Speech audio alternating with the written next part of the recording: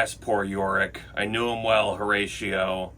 Hello there, Wandering Curator Evan here. Did you know a human skull flew on 3 space shuttle missions? Mike Mullane and I talk about that in today's video. Thanks for watching.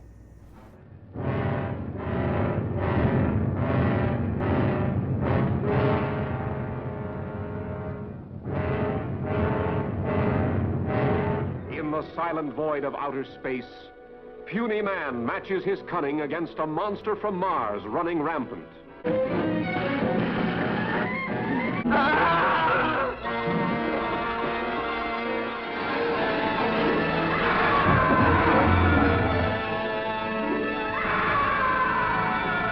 It was a completely passive experiment. And as we understood it, they had some radiation sensors inside the skull. It was a human skull with some plastic filler in it that had some sensors in it. And they wanted to see how much radiation was getting through the human skull and into the astronauts' brains. And so it was completely passive. It was packed in a locker. We just pulled it out. It was, like I said, it was a human skull. But to reduce the freak factor of having a human skull, they coated it with a plastic, a black plastic. And because it was layered, it was sliced into various layers and then bolted together. They had two bolts sticking out the top like horns on this thing. It was a very demonic looking skull when it was finished up like that. And our job was just to take it out of the locker and put it Velcro it to the side of the wall in the mid deck downstairs. And and then we got back. Some experimenter got it and went out and developed the data. And we didn't get any feedback on what the data said, but I'm sure it's out there somewhere. Well, this was a DoD mission, Mm-hmm. but I'm sure the experiment was NASA's. I say NASA in the sense that they have these various principal investigators that then submit things that they think would be good to do in space to get data on, well, for example, space sickness. On one of my missions, I participated in an experiment associated with that, and so I'm sure they have a panel at NASA that screens these experiments and decides which ones are most beneficial. And because it was completely passive, there was no recording, there was nothing required other than just Velcro it to the wall. They flew it on our mission. Is NASA okay with you guys taking photos?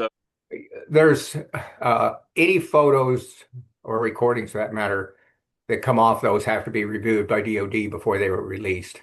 So I'm sure the ones and down in the mid deck with all the checklists and the windows upstairs that would look into the payload bay that might reveal something associated with the mission.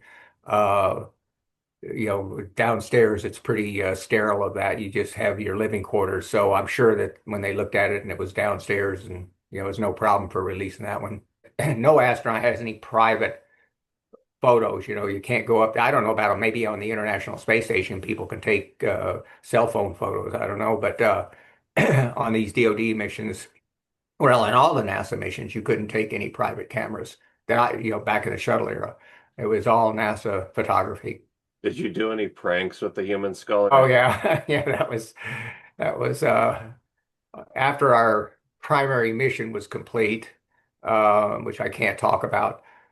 We had a little time and I it was all staged, but it was pretty cool. We took our sleeping restraints are like sleeping bags, except they have armholes, so your arms are extended out of it. And these are what they imply, what the title implies, restraints. They're not, you don't lay in anything in weightlessness. You're floating, so you just stretch them across the walls or on the stretch them across the cockpit or pin them to the walls. Or you can put them anywhere.